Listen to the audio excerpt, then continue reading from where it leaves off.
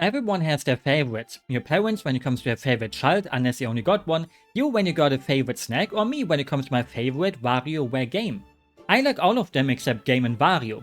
Not because of its gameplay and how different it is, but because they give everyone black eyes. Ashley without her red eyes isn't Ashley, same with 5V. Her brown eyes are a vital ingredient to make her look like a mom. What is the Wii known for? White being the best Nintendo console, and the motion controls the perfect gimmick for WarioWare. In a game like Metroid Prime's Wii, you get a bit tired having to use the Wiimote to open doors here and there, and it makes you wish Samus would open your house instead.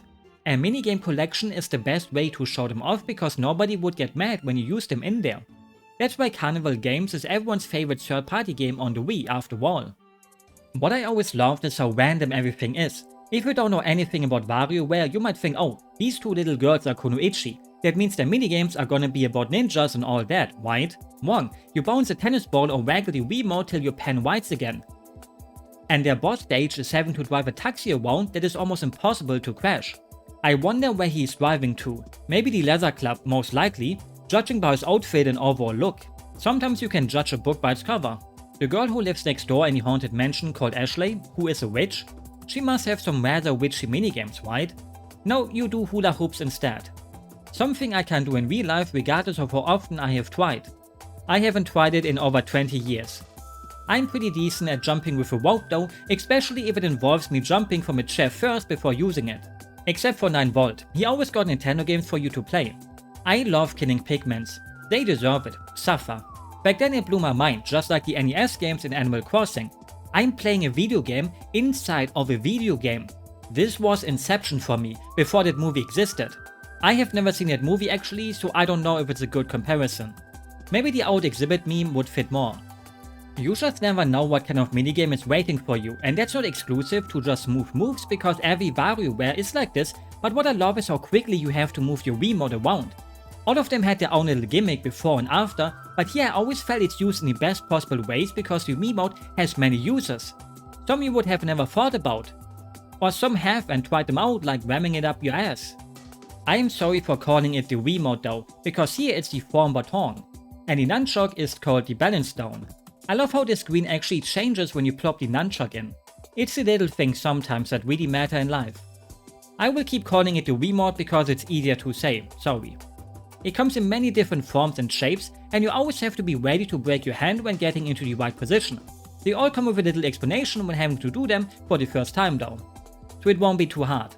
I was dumb and was watching videos while playing and recording it, so I can't let you hear it because otherwise you will know what kind of ASMR I listen to. Just imagine a soft-spoken guy voice telling you all these words on the screen that would fit for a radio moderator, so the complete opposite of me. Luckily there are smarter people than me out there who uploaded all of these, so enjoy one of them. I could have also just rewatched them in the game, but well. Hold the form baton straight, with the tip pointing forward. This simple stance reflects one of life's fiercest and greatest sports, channel surfing. Many of them also involve social commentary on this thing we call society. Like the CEO pose. Put your hips and chest out, imagine yourself getting sucked off for your hard work. You deserve it if you're one. Please hire me if you're one. I will do anything for a good salary, except working hard. I can deal with other hard things though, like life itself, or working under the desk. We all got a price, even if we are straight. That leads me to having to come out of the closet about one thing. I wanted to show you everything that the game has to offer, and some of it you only get when you beat the whole game, and I did beat it before but my original save was gone, so I had to download that of another person. Because there's one minigame that always ends my life, the last boss stage where you have to dance. I just can't do it.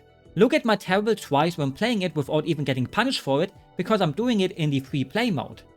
Back in music class we had to learn a dance in a group once and a classmate uploaded it to YouTube, and this was the only time I was happy for copyright to exist because it eventually got taken down because of the music. Not like you would have ever been able to find it anyways, but maybe, there's always a chance. What I also love is the presentation. For me it's kinda the last WarioWare game that had this punky feel to it in a certain way. The cutscenes are great and cute, but they have that crispy low budget feel to it that's missing nowadays. The modern ones just look too clean. Obviously that comes from the HD quality and all that, and is still very fun to look at, but it's comparing a big band to a cover band that has to play their music in a tiny basement. Sometimes less is more. Same goes for the minigames in a way. They're often so weird that it makes you feel, what? None of the other games after this made me really question what I'm currently seeing on my screen. It's a pretty subjective thing though, many will probably disagree with me on this.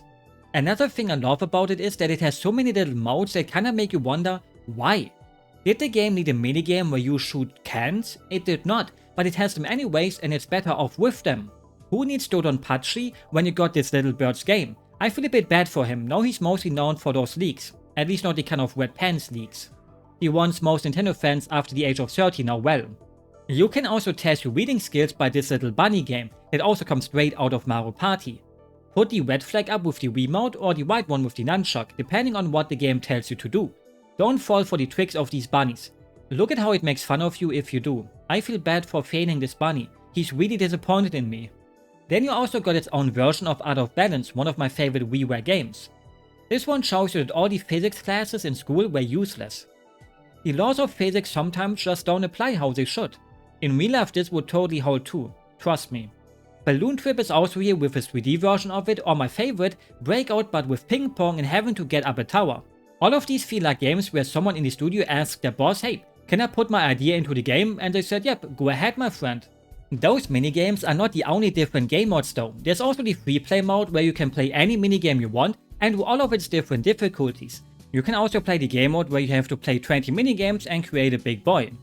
Or a scrawny tiny dude like me. That one fits me more anyways.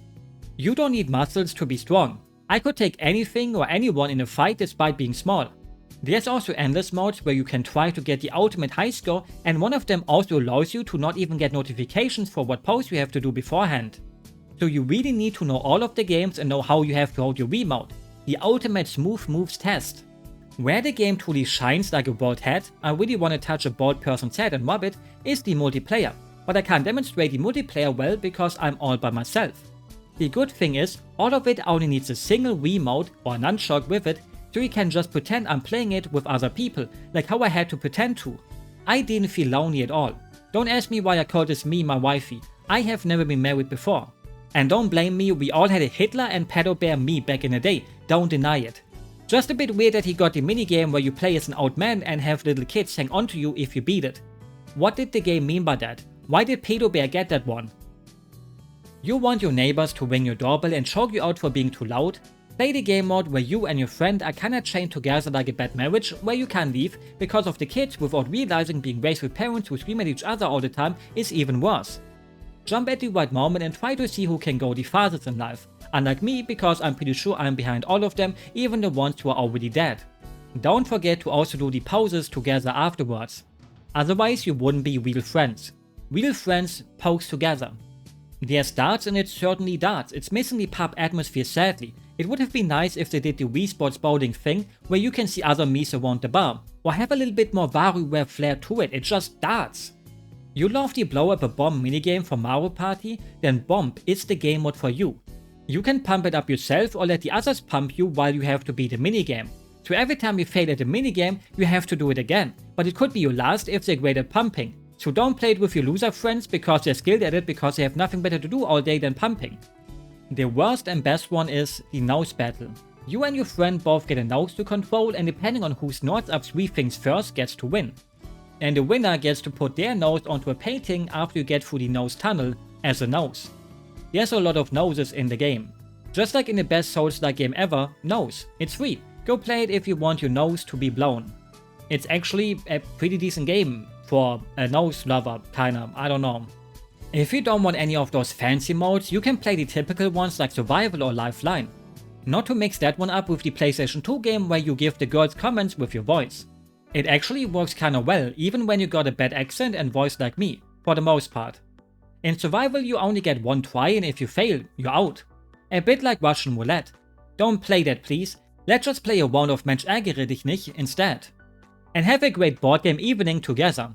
Lifeline is about playing a couple of games and you gain points. The more points you have at the end of it, the more ropes you have because here everyone can win, even if you fucked up the most games. You get to cut a rope and if you have no red ropes for example, then you should only cut those, because otherwise you might cut yourself. Or you like to live life on the edge and cut your own collar if you only got one. It gets so chaotic in these modes, especially if you play with people who didn't play it before because they just don't know what to do. Quickly yanking the remote out of your hand and assuming the position before the next person grabs it next and maybe accidentally grabs your butt instead, and it ends up in more than just video games. It happened to all of us at least once at the sleepover with the bros, despite being straight. The chaos just makes it so good, especially with poses like the discard to find a place to put the remote down on, or people having to pretend they're an elephant. And with that I don't mean the elephant in their pants, because some of my friends were kinda damn hung. It's the ultimate party game for the Wii or any console really.